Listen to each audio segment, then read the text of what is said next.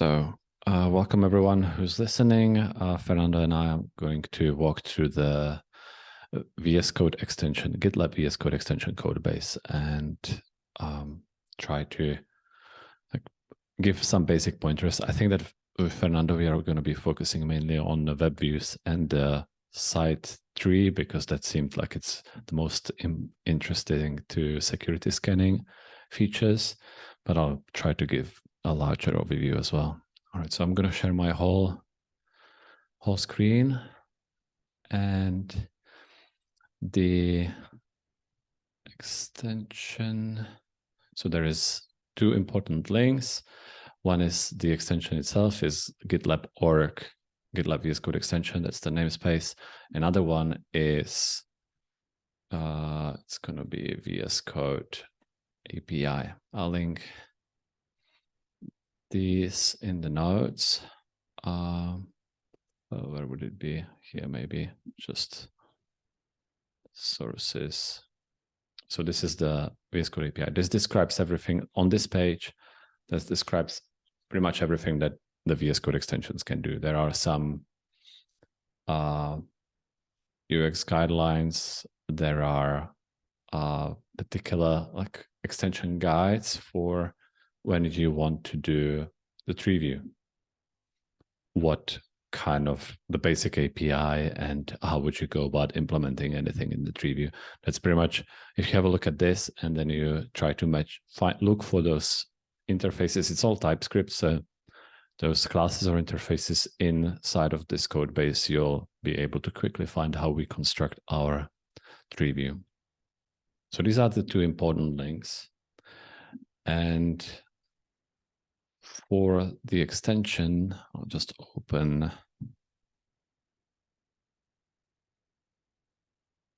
it in VS Code.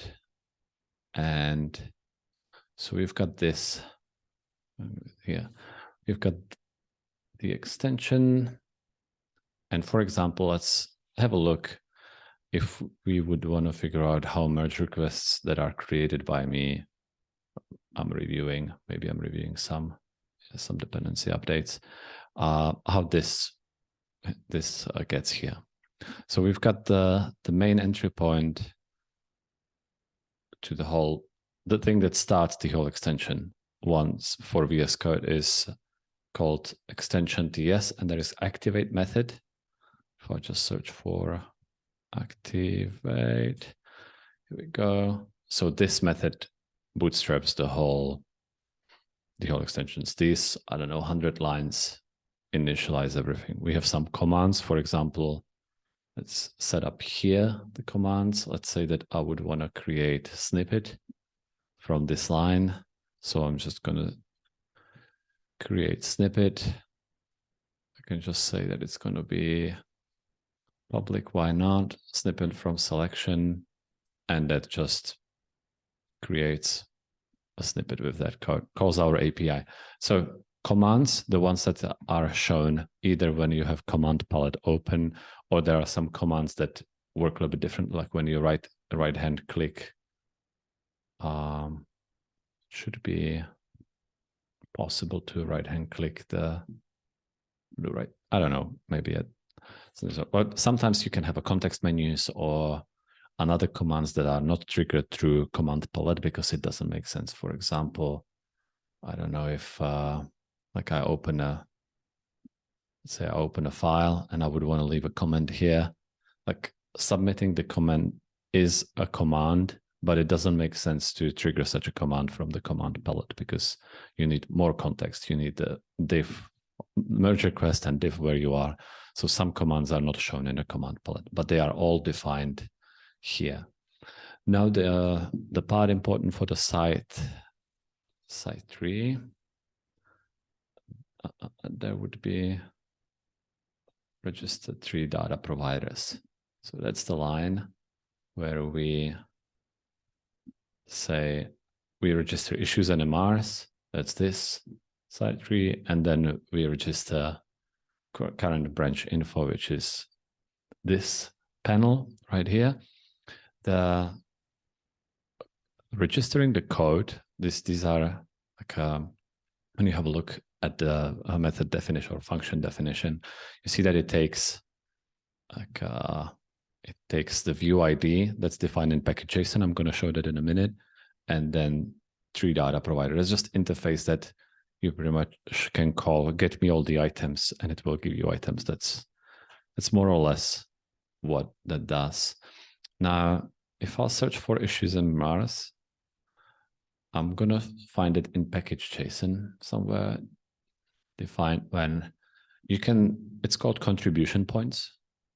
You see the extension contributes, and when we get here, it contributes views and it contributes the issues and MRs. This is the title that we see in the right-hand side bar here. And it also introduces the current branch info, but only, and you can add conditions like only when there is a valid state. And valid state would be dependent, for example, on you having a repository open. So there is a Git, and on you being logged in into the GitLab instance. The login is an interesting thing. I'm going to try to find whether there is a good documentation for that. I'm going to delete this snippet before I forget. Whether there is a good documentation of the architecture. I hope there is. There is, like, the data model is quite important. Project in repository. So this, the key concept in our architecture that would be definitely a place to look if you want to pretty much do anything to the extension, because there is this thing of, like, you have a repository, Git repository, you have a remote there, because in one repository, for example, in this one, I'm not sure, but let's see whether, so here, Git remote. Yes, so I've got multiple remotes. So my original mental model about the extension and about how to create a client, like a local client for GitLab was, all right, so you have Git repository equals a GitLab project. But it's not true. You have Git remote that equals potentially GitLab project. And so this particular Git repository could be potentially connected to different GitLab projects. And so that's what this structure captures. Like the Git remote pointer points to a particular Git repository, but also a remote. And the account, that's a GitLab account with credentials to log in, that's used for making any API calls. As you said, that's a token that we either get by, like, you can generate your token in settings and paste it in. For example, if you are on a self-managed GitLab instance, or you can log in through OAuth if you are on gitlab.com. And the GitLab project that's already fetched, like, information about, like, that if you do API call for GitLab project, the response is going to be in here. And so pretty much, like, when you log in, as I was showing in the, where are we? Like, if you log in, there is a good chance that you have valid state. But if we are replacing, that's not really that important. But for example, when you were logging in and you saw the prompt, the buttons saying, like, you can OAuth or you can add token, those were the welcome views, and they are dependent on these conditions of whether you have account or whether there is a Git repository. Cool. So that's the basics. But one more thing that would be interesting is the web view, because I saw it in the design. So just for reference for anyone who's watching, the designs that we were looking at just before had this panel here. That's very similar to our web view. That's like this overview web view. What have I done? Okay. So it's very similar to this, and that's not part of VS Code at all. We've built that completely custom. And here in that API, it would be called web view somewhere. Web extensions, workspace, web view, here we go. And this lets us create our own HTML, like normal web page, like you would put in a browser, but there are certain functions and objects injected on the window so you can communicate back with the extension. So And in that view, are we able to reuse some of the view components that are in GitLab? No, maybe, but we like have to duplicate the code. Currently the code is duplicated. Yeah. The Well, the get, GitLab yeah, go. So you can instantiate a whole view instance within WebView, right? But we would have to be, if you want access, if we would essentially have to build view components from scratch, but we can base them off existing view components in the monolith. But there's no way, like we can't even, can we even use GitLab UI within here? Not easily, no. I was thinking about that. There is a lots of the default styling inside of these web views.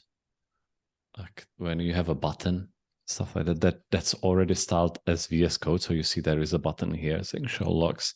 And here when you want to submit a comment, it's the same button. If we just take the GitLab UI, we will put like completely foreign UI into the VS Code experience. Like we would just, you might as well open a browser but it's something that we could explore, definitely.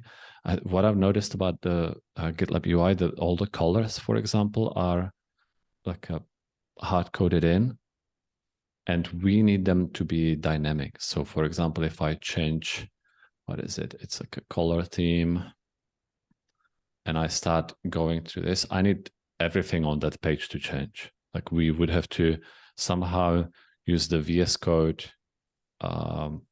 like CSS variables inside, like put them under the GitLab UI to be able to reuse the components. Like I don't think it's unsolvable problem, but I've mentioned before that we don't touch this this page often enough to like make it.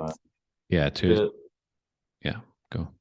What about the iconography? So like you see on the left, you see like the like little in the circle, like the last row, there's like it looks like the little GitLab logo. So like being able to have custom icons in the nav, do you see problems with that? Because in the mockups, you see that vulnerabilities have like kind of some type of badge to indicate the level of vulnerability.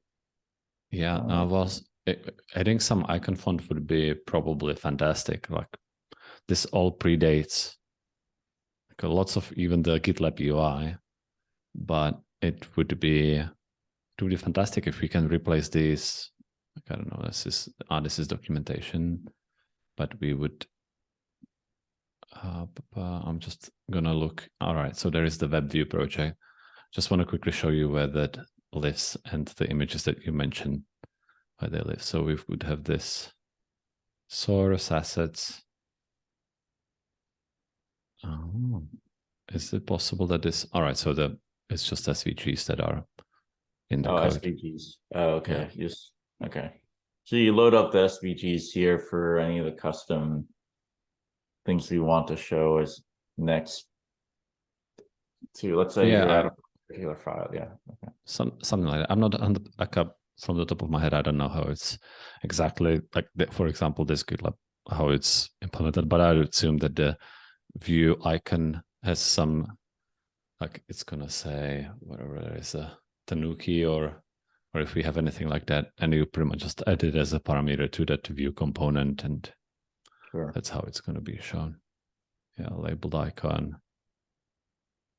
Was there anything? I know we're a little bit over time, but was there anything in the mocks that came off as like not doable? I think it seems like with your walkthrough, as long as we have the data from the back end, injecting it into the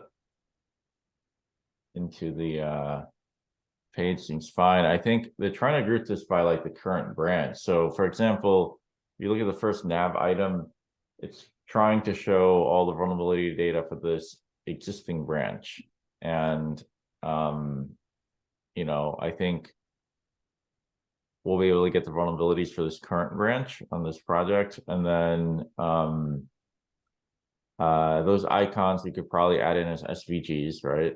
Yeah, but it would be interesting to see whether this is like a final what we want, because again, it might be, depending on what we choose to do, it might be not working with every theme that you pick. Like it might, I don't know whether the contrast of the gray would be good I enough see. with Monokai, because some of the icons might just disappear if we like if the background's like red or whatever. So that's something good to call out. So because themes are very much, I would say, a very often used feature in VS Code for sure. So maybe they would have to figure out a system to do it with shapes as a outline shapes that are like neutral. Yeah.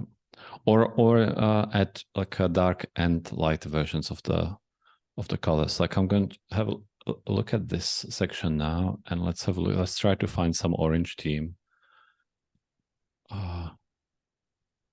Let's go for light. It looks like this particular part is not changing, but the icons you can define when you are doing it within the UI, like within the VS Code predefined UI components, not the web view. You can set different icons for light and dark themes. That's the absolute maximum that you can do. But yeah, like this looks perfectly doable. Like if you have an API endpoint that you can hit with a branch in a project, you say for this branch, or maybe for this pipeline, give me like latest security scanning, and it gives you some kind of a data structure that you can use to populate this. It sounds doable to me. With the web view, just expect that web viewers are a little bit more of a hassle. You'll have to create another view app probably, or figure out how to reuse the parts of the one that we've got, which is probably better. Okay. The badges that I saw on the other web view, like you had like the GitLab style labels, that I guess was, you wrote the styles, it's just re-implemented within the VS Code extension, right? Yes. Okay. Exactly. Okay. So for the web view that they had in the mock-up on the right, that has like the little detected badge, do we have code for like the top right there? Yeah, do we have code you, for badges like that, or no, do I you would write the component like that. Okay. All right. I think again it would be just tricky. Like when I see these things, I always think, how is it going to work with different color scheme if you are hard coding? Like in the CSS, I'm sure that there is some CSS variable that tells you whether you are like whether the surrounding of the web view is dark theme or light theme. So maybe you could like try, like you always have to use the background of the VS Code. Like this will be light background if you switch to a light theme. So, and when you say light or dark theme, when the theme designers design a theme in for VS Code, obviously there's variation in color schemes, but they're able to apply like an attribute to say this is more of a light theme versus a dark theme, right? Does that make sense? yes, when you have a look at the themes, they are made into light themes and dark themes. Okay, yeah, as a general category. Okay, yeah. Okay, that makes sense. It's either light or dark. Got it. I think that answers all my questions. So I'll be able to kind of play around with the extension as it works now. I'll start looking to more detail of the VS Code documentation for the extensions, and then the GitLab documentation for extensions. And then I'll work through looking at the designs and see how I would implement that. If I have any questions, I guess I'll reach back out to you, and we don't have to do a whole meeting. Maybe I'll just ping you on Slack. You can just ping me on an issue for a particular question. That would work the best for me. Okay. All right, awesome. Thanks for walkthrough, and it was actually very surprisingly very easy to just get the extension up and running. So yeah, I'm glad that there wasn't any bug that we would find during that process. I do have one quick question. So running this locally to debug, it's not like you need to like, obviously like you don't need to start spin anything up in the command line, or is there something like the command line or terminal within VS Code, or? It's easy when you are using VS Code. Like it's pretty much cannot be developed, which makes sense, but it cannot be developed in any other editor. So when you can develop, it's TypeScript, so you can develop it, but testing it you have to do from you can do it from command line. I just think it would be a lot of a hassle, and I'm not aware of any way to debug it. But pretty much in the extension project, you've got this launch. VS Code has this thing called launch configurations, where you just define different tasks, and then they show in this debug, run and debug. You see unit tests, integration tests, and that's what you've got here. There is a little bit of a hassle for integration tests when you want to run them. Read up the documentation on integration tests. It explains what needs to happen, why. But otherwise, when you just want to run the extension, that's like a built-in. That's a built-in feature, and it just runs the extension here. Now, if see, this is what I was mentioning. When there are multiple projects and you don't have it set up, you need to say which GitLab project should be there. A little bit confused. Yeah. All right. So never mind. This was a different thing. It was having some problems with API. But sorry, I'm just gonna really quick finish. Like just when it's really quick when you go, and I didn't actually even have to do that. I'll start, and then in the package JSON we saw the issues and MRs somewhere here. If I change the merge RRR, save it, and then in this version, I'm just gonna hit Command R. That's a useful shortcut. It does issues and RRR. Like you don't even have to kill it and start it. Just Command R will reload the extension. Okay, you answered my question, so that's great. So basically, you make a code change, you have to just kind of Command R refreshes. Yeah. Reloads the extension. Yeah, there is no there is no way, for example, for the extension to be unloaded from VS Code. That's why if I would now uninstall GitLab workflow from if I uninstall it says reload required. There is no way to unload it. So what the Command R is doing, it pretty much just kills all the extensions and every data related to extensions and spins them up again. Okay. Thank you. I think we covered a lot, much clearer now for sure. Awesome. Thank you so much. Stop the sharing. Stop the recording. Where is it?